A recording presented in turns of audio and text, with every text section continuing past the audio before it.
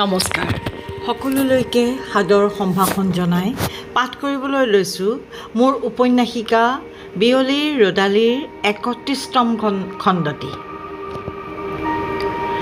কতপল কতনা প্ৰহৰ উকলি যাব অন্তৰৰ অন্বেষণত, এই প্ৰচেষ্টা আৰু সেই কাজিয়াৰ মাজত আঙুৰৰ ৰসেৰে উপচোৱা শূন্যতা তিতা ফলৰ চাদক লৈ কৰা আক্ষেপতকৈ বহুত ভাল। চৌধুৰীয়ে মনতে আওৰালে উমৰ খায়ামৰ সেই যাওঁতে জুকীয়া বাণী। পাৰ হৈ যোৱা সন্ধিয়াটোৱে তেওঁক যুক্তিৰ জৰীৰে মেৰিয়াই বান্ধিলে। অহমিকাৰ কলীয়া ডাৱৰে আৱৰিলে প্ৰেমৰ সেউজ উপত্যকা। চৌধুৰীয়ে বাৰে বাৰে নিজকে সুধিছে কোনটো সঁচা। তেওঁ আন এক সত্তা হৃদয়ত অনুভৱ কৰে, সেইটো নে নিজে সমৰ্পিত হ'ব খোজে সেইটো। এই বয়সলৈকে এনে ক্ষণ অহা নাছিল য'ত তেওঁৰ মন মগজু আৰু গৰ্ব অহংকাৰক তোলাচনীত তুলিব লগা হৈছিল। সন্মুখত যি আহিছিল স্বকীয় চিন্তাৰে কৰি গৈছিল। কাৰো কোনো প্ৰশ্নই অগাভেটা কৰা নাছিল কোনোদিনে। কানুখুৰা আছিল সহচৰ হৈ, দুবাহুৰ শক্তিৰে অকলেই সাঁতুৰিছিল জীৱন নদী। মোহনাত কোনো নাছিল আঁকোৱালি ল'বলৈ। চৌধুৰীয়ে আশা কৰিছিল ৰিমজিম আৰু কানু বহিলে এমিলিয়ে যুগুতোৱা বাজেটখন তেওঁ আলোচনা কৰিব। কিন্তু বাজেটখনৰ ওপৰত ৰিমজিম এনেদৰে উবুৰি খাই পৰিল যে চৌধুৰীৰ মুখৰ মাত বন্ধ হৈ গ'ল, যিটো তেওঁৰ শয্যাতীত। প্ৰত্যেকটো ক্লজতে এনেদৰে কেঁচি চলালে তাই কমপ্লিট বাজেট ৰিজেক্ট হৈ গ'ল, যিটোৱে চৌধুৰীৰ অহমিকাক বৰকৈ আঘাত কৰিলে। ৰিমজিমৰ আগ্ৰাসী উৎসাহত উটি ভাঙি গ'ল চৌধুৰীৰ অত বছৰৰ চিন্তাৰ ফচল। কাৰণ CGMCৰ প্ৰতিজন কৰ্মচাৰীকে চৌধুৰীয়ে তেওঁৰ চিন্তাৰে তৈয়াৰ কৰি লৈছিল। সেয়ে প্ৰত্যেকজনেই বহন কৰে তেওঁৰ অহংকাৰ। বহু সময় নিৰ্মাতে ৰিমজিমৰ কথা শুনি শুনি এসময়ত তেওঁ মাত দিছিল। মাত নহয়, গৰ্জন। What the hell are you? তাইও ক'লে য়েছ। চাওক, প্ৰথমেই আছে বাজেট ফৰ ড্ৰেছ মেটেৰিয়েল। কিহৰ ওপৰত বাজেট? কেইটা আইটেম হ'ব, কি হ'ব, কোনে প্ৰেজেণ্ট কৰিব, মানে কাৰ কাৰণে কি জোখত ড্ৰেছ বনাব তাৰ কোনো হিচাপ নাই, কোনো মাৰ্কেট ছাৰ্ভে নাই, আন্ধাৰত কোবাই মাত্ৰ বাজেট। ৰিমজিমৰ এই কথাবোৰৰ উত্তৰত ক'বলৈ চৌধুৰীয়ে একো বিচাৰি পোৱা নাছিল। তাতেই তেওঁৰ ভিতৰৰ মানুহটোৱে গৰজি উঠিছিল। শৰ্মা পৰিয়ালৰ উপস্থিতিত সৌজন্যতাৰ খাতিৰত একো কৰিব নোৱাৰি চটফটাই উঠিছিল। ৰিমজিমহঁত কিমান সোনকালে ওলাই যায় তাকেই কামনা কৰি শৰ্মাকেই ক'লে, শৰ্মা, ৰাতি বহুত হ'ল, আপোনাৰ চাগৈ আমনি লাগিছে, আইৰো ভাগৰ লাগিছে নিশ্চয়। শৰ্মাই ক'লে হয়, আমি যাওঁৱেই নেকি, আপোনালোকৰো ভাগৰ লাগিছে, শুই থাকক, ৰাতিপুৱা সোনকালে উঠি নিশ্চয় জগিঙলৈ যায়। তেওঁ ক'লে নাই নাই, ক'ত আৰু জগিঙলৈ যোৱা হয়, সাৰ পাওঁতে ৰ'দ ওলাই যায়, গতিকে। তেতিয়া শৰ্মাই কানুলৈ চাই ক'লে হেৰা কানু, তুমি জগাই দিব নোৱাৰা। কানুৱে ক'লে মোৰো সেই একেই অৱস্থা। কানুকে ক'লে এলাৰ্ম দি থ'বা, বাৰু এতিয়া যাওঁ। কানুৱে ক'লে ব'লক, মই থৈ আহিম, আহা ৰিম, আহক আই, good night sir, good night. Rimjhim গ'লগৈ, চৌধুৰীক সমালোচনাৰ টেবুলত কটা চিঙা কৰিবলৈ এৰি থৈ। তাই জানো কিবা বুজিছে? বহুত কথাই নুবুজে তাই। কথাটো ভবাৰ লগে লগে তেওঁৰ মনটো বেয়া লাগি গ'ল। তেওঁতো ভাবিছিল ৰিম সদায় এনেদৰেই থাকক, সহজ সৰল হৈ, আনৰ হাঁহিত হাঁহক, আনৰ দুখত কান্দক। তেন্তে কথা অলপ বেছিকৈ কৈছে হয়, কিন্তু ভুলটো কোৱা নাই, মাত্ৰ তেওঁক বছ বুলি ভবা নাই, সেইটোৱেই তাইৰ ভুল। আৰু তেওঁতো বছৰ নিচিনা ব্যৱহাৰ কৰা নাই তাইৰ লগত বহুবাৰ, তাইক জোকাই খং উঠাইছে কেইবাবাৰো। তেন্তে ৰীম চিৰিয়াছ ছোৱালী, কাম এটা হাতত পৰিলে সেইটোৰ বাদে আন চিন্তা কৰিব নোৱাৰে আৰু নাজানেও।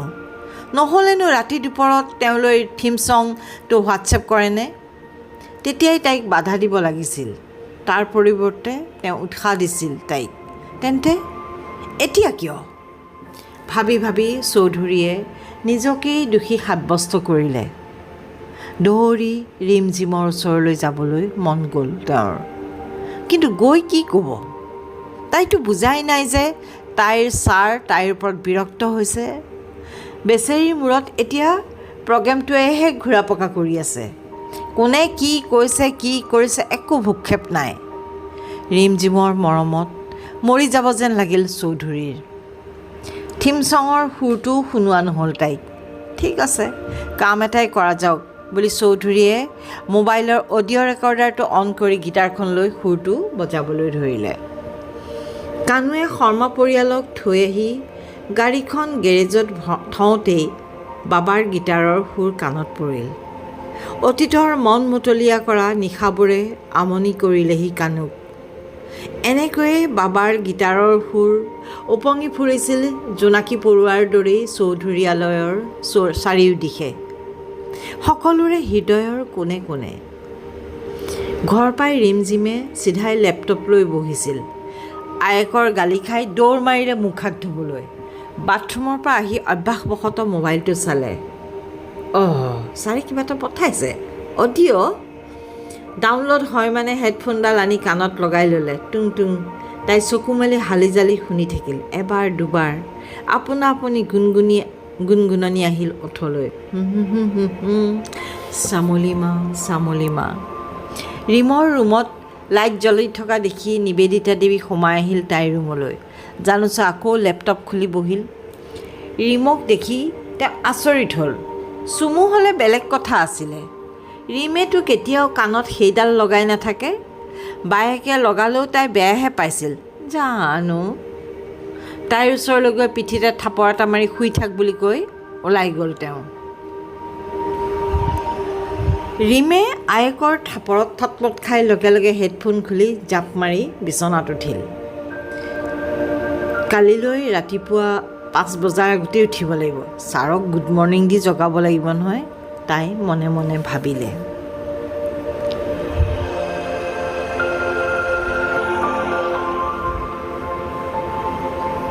সতেজ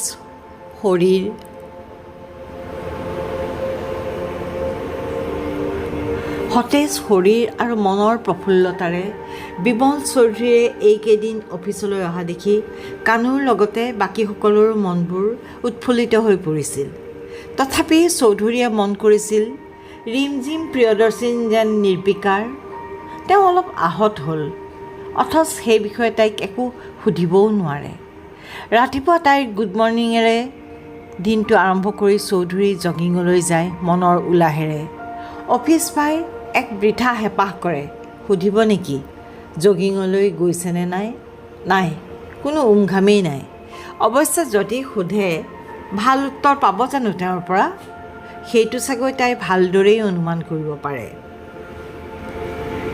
ৰিমঝিমে নিয়ম মাফিক ৰাতি 10:30 গুড নাইট, ৰাতিপুৱা 5টাত গুড মৰ্ণিং দিবলৈ পাহৰা নাই, সেইটো ঠিক। কিন্তু দয়া কৰিছে নেকি? চৌধুৰীক কোনোবাই দয়া কৰিব সেয়া অসম্ভৱ। কোনোদিনে কাৰো পৰা কৰোণা বিচৰা নাই, ভৱিষ্যতেও কাকো এই সুবিধা নিদিয়ে। এয়া তেওঁৰ অভিমান নে অহংকাৰ ডিফাৰেঞ্চিয়েট কৰিব পৰা নাই, প্ৰয়োজনো নাই। ইতিমধ্যে CGMCৰ প্ৰবাহ শৈলীত 2টা নতুন উপাদান যোগ হ'ল, CCTV কেমেৰা আৰু প্ৰত্যেকখন টেবুলৰ লগত চৌধুৰীৰ ইণ্টাৰকম সংযোজন। এতিয়া চৌধুৰীয়ে ভেণ্টিলেটৰ এডজাষ্ট কৰি চাব নালাগে আৰু। ৰিমঝিম তেওঁৰ চকুৰ সন্মুখত 28 ইঞ্চি মনিটৰত। 10টা বজাত অহাৰ পৰা 1 বজাত কানুখুৰাৰ লগত শিলনী ব্ৰাঞ্চলৈ ওলাই যোৱালৈকে একেবাৰে নিৰুদ্বিগ্ন নিৰ্বিকাৰভাৱে পাৰ কৰে প্ৰতিটো মুহূৰ্ত। ৰিমজিম নহয় যেন তাইৰ প্ৰেতাত্মাহে। এটিটোত দেখাইছেনে গা মোৰ বেয়া হৈছে। ৰিমজিমৰ এইকেইটা দিন বৰ অশান্তিৰ মাজেৰে পাৰ হৈছে। প্ৰতিটো ক্ষেত্ৰতেই দুবিধাত পৰিছে তাই। এতিয়ালৈকে 2বাৰ ফোন কৰিলে মিছেছ বুলি শইকীয়াই। প্ৰত্যেকবাৰেই বিভিন্ন ধৰণেৰে একিউজ কৰিছে তাইক বিভৎস ভাষাৰে। কিছুমান কথা শুনি এনে লাগিল সেই ভাষা যেন অফিচৰ কাৰোবাৰ মুখৰ। গতিকে সাৱধানতাৰ নামত সংকুচিত কৰিব লগা হ'ল তাইৰ প্ৰতিটো খোজ, প্ৰতিটো চাৱনি। এক অচিনা বৰ্মৰে ঢাকি ল'লে তাইৰ প্ৰকৃত মানুহজনীক। সমস্ত ফোনালাপ চৌধুৰী ছাৰক যাতে জনায় তাৰ বাবে তাইক বাৰে বাৰে প্ৰৰোচিত কৰিবলৈ চেষ্টা কৰিছে বুলি শইকীয়াই। তাই নিশ্চয়কৈ জানে সেয়া ছাৰৰ মংগলৰ বাবে নহয়, ৰেপি ৰেপি কাটিবৰ বাবেহে। গতিকে তাই মন বান্ধিলে কাকো ঘূণাক্ষৰেও জানিবলৈ নিদিয়ে এইবোৰ কথা। আকৌ ফোন কৰিব, কৰক, তাই শুনি যাব আৰু হজম কৰিব। মাত মাতিলেই বিপদ। আগন্তুক প্ৰগ্ৰেমটোত তাৰ প্ৰতিফলন ঘটিব। ছাৰে বৰ আশা কৰিছে। প্ৰগ্ৰেমটোক লৈ ছাৰৰ বহুত সপোন আছে। তাত ব্যাঘাত জন্মাব পৰা কোনো কামেই তাই নকৰে, আনকো কৰিবলৈ সুবিধা নিদিয়ে।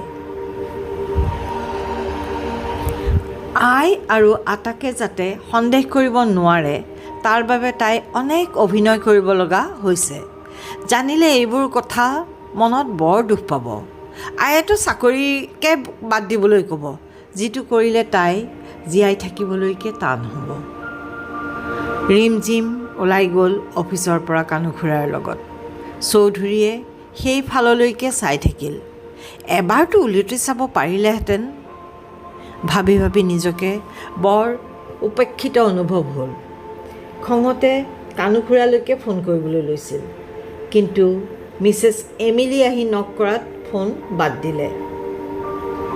অঁ, মিছেছ এমিলি, কওক আপোনাৰ প্ৰগ্ৰেছ? চৰি ছাৰ, মডেল ডিচাইডেড নহ'ল। কি মডেল ডিচাইডেড হোৱা নাই মানে?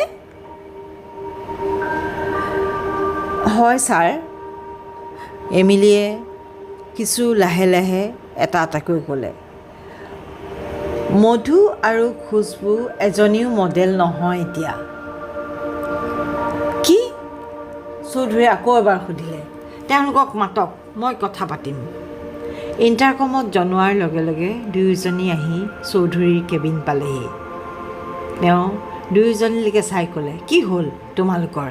ইমান ভাল চান্স এটা যে মিছ কৰিবা, বুজি পাইছনে নাই? মধুৱে ক'লে, পাইছোঁ ছাৰ, কিন্তু মই ছাৰ অসমীয়া ভালকৈ ক'ব নোৱাৰোঁ। ফক চং গোৱাটো দূৰৰে কথা। খুচবুৱেও লগতে যোগ দিলে, মোৰো মধুৰ সৈতে ছেইম ছিটুৱেশ্যন। তেতিয়া চৌধুৰীয়ে তেওঁৰ দুয়োজনীলৈকে এবাৰ চাই ক'লে, তাৰমানে তোমালোক দুজনীৰ এজনীও মডেল নোহোৱা? চিয়'ৰ? দুয়োজনী একেলগে ক'লে, yes sir. Mrs Emily, what next? এমিলিয়ে ক'লে, ছাৰ আমি ৰিমজিমৰ কথা ভাবিব পাৰোঁ নেকি? চৌধুৰীয়ে লগে লগে মূৰ জোকাৰিলে, ন, সৌ সিদিনা অহা ছোৱালীজনীৰ ওপৰত ইমান ভৰসা কৰা ঠিক নহ'ব। তেতিয়া এমিলিয়ে ক'লে, কিন্তু ছাৰ তাই সকলো ফালৰ পৰাই ফিট, গানো গায়, প্ৰেজেণ্টেশ্যনো ভাল তাইৰ। গতিকে এইবাৰ চৌধুৰীয়ে মধুলৈ চাই ক'লে, মধু তুমি কোৱাচোন, তুমি তাইক দিয়াটো বিচাৰানে? তাই ক'লে, হয় ছাৰ, তাইৰ বাদে আৰু বেলেগ অপশ্যন নাই। এইবাৰ খুচবুলৈ চাই ক'লে, খুচবুৱে, হয় ছাৰ, ৰিমজিম পাৰফেক্ট হ'ব। ঠিক আছে, মই তাইকেই মডেল ল'ম, কিন্তু এটা চৰ্তত। তিনিওগৰাকীয়ে ক'লে, চৰ্ত কি ছাৰ? তোমালোক তিনিও গেৰাণ্টি দিব লাগিব কিবা এটা খেলি মেলি হ'ব লাগিলে তোমালোক জগৰীয়া হ'বা।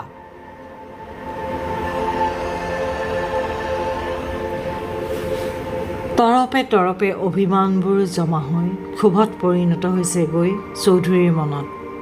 ৰিমজিমৰ উপেক্ষাই ভিতৰৰ মানুহটোক জুৰুলা কৰিছে। বুজিও বাৰে বাৰে অবুজন হয় মন। নিজৰ ওপৰতো খং উঠে। তেওঁ কি বিচাৰিছে? তেওঁ যিটো বিচাৰিছে সেইটোকে একেবাৰে অসম্ভৱ। জীৱনে বিচাৰে কি? দুচকুত থকা নীলাভ জ্যোৎস্না, হৃদয়ত থকা গভীৰ মমতা। নিৰ্জনতাৰ হেঁপাহে চৌধুৰীক আকুল কৰিছে। এই অফিচ, ফাইল, ঘৰ সকলোৰে পৰা আঁতৰি নিজৰ মাজত হেৰাই যাব খোজে। পিট পিটকৈ বিচাৰি চাব খোজে মনৰ মণিকোঠাত আছেনে ৰীমৰ অস্তিত্ব। কেতিয়াবা গভীৰ অপৰাধবোধে মুখ কৰি পেলায় তেওঁক। সেই অকণমানি পখিলাজনীৰ পৰা বৰকৈ বেছি আশা কৰিছে নেকি? এয়া উচিত হৈছেনে? ৰিমঝিমৰ গুড নাইট মেছেজ কেতিয়াবাই আহিল। বিপটোহে শুনিছে, খুলি চোৱা নাই। শুবলৈ যত্ন কৰিও শুব পৰা নাই। কিন্তু তাই শুবলৈ গ'লে কি হ'ব? তাই তেওঁৰ নিদ্ৰাহীনতাৰ কাৰণ। বাৰে বাৰে সেইজুৰি চকুৱে আমনি কৰে। আজি 1 সপ্তাহে তেওঁ দেখা নাই, বৈ অহা নাই তেওঁৰ হৃদয়লৈ সেইজুৰি চকুৰ নীলাভ মমতা, তেওঁৰ অন্তিম বাসনা। কিন্তু এদিনটো ৰীম যাবগৈ, তাইৰ প্ৰাপ্য জীৱনৰ বাটেদি আগবাঢ়ি এখন সোণৰ সংসাৰৰ পাতনি মেলিবলৈ। তেতিয়া কি কৰিব তেওঁ? বাধা দিব কোন মুখে? কোৱাটো দূৰৰ কথা, কম বুলি ভাবিবলৈকো সাহস নাই তেওঁৰ। ৰৈ যোৱা ৰীম, মোৰ বাবে তোমাৰ অবিহনে জীয়াই থাকিবলৈ মোৰ বৰ কষ্ট হ'ব। মনে মনে ভাবিলে, নাই, নোৱাৰে ক'ব। ক'লেওতো কোননো ৰ'ব তেওঁৰ বাবে? মাক দেউতাক তেওঁলোককো ভাল পাইছিল। তেওঁলোকৰ অবিহনে জীয়াই থকাৰ কল্পনাই কৰিব পৰা নাছিল। তেওঁলোকেও এৰি গুচি গ'ল অনাথ কৰি। এদিন কানুখুৰাও যাবগৈ। ৰীমক লগ পোৱাটো এবছৰেই হোৱা নাই। তেন্তে থাকিব বিমল চৌধুৰী, অকলেই থাকিব। একাকী জীৱনেই তেওঁৰ ভৱিতব্য। টোপনি অহাৰ কোনো আশা নেদেখি চৌধুৰীয়ে গীটাৰখনকে তুলি ল'লে। কি বজাব ভাবিলে। জয়ন্ত হাজৰিকাৰ মোৰ মিনতি। নাই, বাৰে বাৰে চেষ্টা কৰিও সুৰটো উঠাব পৰা নাই। হতাশ হৈ গৈছে। গীটাৰখন ঠেলা মাৰি থ'লে। হৃদয়ৰ গীতটিয়েই বেসুৰা হৈ গৈছে। গীটাৰখনত কেনেকৈ প্ৰাণ পাব? খিৰিকীৰ পৰ্দাৰ ফাঁকেৰে বাহিৰলৈ চালে। কুহুমীয়া আভাৰে ফুলগছ কেইজোপা পোহৰি হৈছে। তাৰমানে আৰু এটি নিশা পাৰ হ'ল অনিদ্ৰাতে। ইয়াৰ আগতে চৌধুৰীয়ে বহু কষ্ট অতিক্ৰম কৰিছে। খোৱাৰ কষ্ট, শৰীৰৰ কষ্ট, কিন্তু অনিদ্ৰা নাছিল। ৰীম তেওঁৰ জীৱনলৈ অহাৰ পৰাই সকলো খেলিমেলি হৈ গ'ল। এটা অভং খঙে তেওঁক মুখ ভেঙুচালি দিলে। হঠাতে ৰীমৰ গুড মৰ্ণিং মেছেজৰ বিপ শুনা পালে। ৱাল ক্লকটোলৈ চালে। ঠিক 5টা বাজিছে। শুনিলে যদিও মোবাইলটো খুলি চোৱাৰ উৎসাহ নাজাগিল। আনদিনা অহাৰ লগে লগে খুলি চায়। সদায় একেটা মেছেজকে দিয়ে। তথাপি তেওঁ বহুত দেৰি চাই থাকে, যেন তাইহে জগাইছে তেওঁক কাষতে ৰৈ। 2 মিনিট পাৰ নহ'লেই আকৌ বিপ আহিল। এইবাৰো তেওঁ উঠি নগ'ল। মোবাইলটো পৰি থাকিল বিচনাতে। ৰীমৰ মেছেজ বুকুত সাৱটি। তাৰপিছত আকৌ এবাৰ। নাই, তেওঁৰ কোনো লৰচৰ নাই। মোবাইল মেছেজেৰে দয়া কৰিব নালাগে তেওঁক। নিশ্চয় টাইমাৰ দি থৈছে। কিন্তু তেওঁক আচৰিত কৰি ৰিংটনটো বাজি উঠিল। এইবাৰ তেওঁ মুখ ফিৰাই ৰৈ থাকিব নোৱাৰিলে। জাপ মাৰি গৈ ফোনটো ধৰিলে। তাই একে উশাহতে সুধিলে, ছাৰ, আপোনাৰ কিবা হৈছে নেকি? গা বেয়া লাগিছে নেকি ছাৰ? চৌধুৰীয়ে ইচ্ছা কৰি নিশব্দে ফোনটো কাণত লগাই থৈছে। তাই ধৰফৰণিটো উপভোগ কৰিছে। প্লিজ ছাৰ, আপোনাৰ কি হৈছে কওক? চৌধুৰীয়ে ক'লে, মোৰ একো হোৱা নাই। কিয় ফোন কৰিলা কোৱা? চৌধুৰীৰ বছ লগা সুৰটোৱে তাইক ভয় খুৱাই দিলে। হঠাতে ফোন কৰিলে তাই, পাৰ্মিশ্যন নোলোৱাকৈ। খংটো উঠিবই ছাৰৰ। চৰি ছাৰ, মই মানে আপুনি জগিঙলৈ নোযোৱা বাবেহে সুধিলোঁ। হ'ব, মই যাবলৈ ওলাইছোঁ, ৰাখিছোঁ। আচৰিত, তেওঁ জগিঙলৈ নোযোৱাটো তাই কেনেকৈ জানিলে? গেছ কৰিলেও কিন্তু সাংঘাতিক ৱাইল্ড গেছ। তাৰমানে তাই সকলো খবৰ ৰাখিছে। তেওঁৰ চকুৱেহে ঠগিছে। উপেক্ষা, এটিটিউড সেইবোৰ একো নাই। তেওঁৰ বুকুখন পাতল লাগি গ'ল। জীয়াই থকাৰ নতুন আশা এটাই পোখা মেলিলে। আনন্দৰ আতিশয্যত সকলো যুক্তি, নিজে দিয়া সকলো বুজনি ফ্ৰুট কৰি উৰি গ'ল। গুণগুণ